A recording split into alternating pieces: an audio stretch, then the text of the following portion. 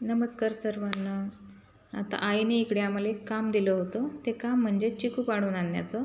तसं चिकू पाडणार तर आमचा मामाच होता आणि चिकू घरी घेऊन जायचं काम आमच्याकडं होतं.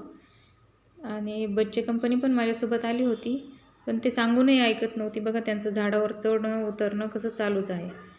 आणि मग ते मामाने पाडलेले चिकू घेऊन आम्ही गेलो घरी.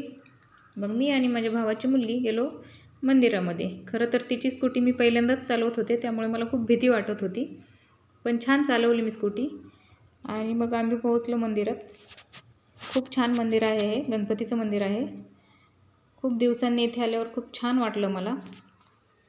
मग नंतर घरी जाऊन आम्ही गेलो कोंबड्यांची अंडी शोधायला. तर 5-6 अंडी इथे मला सापडली.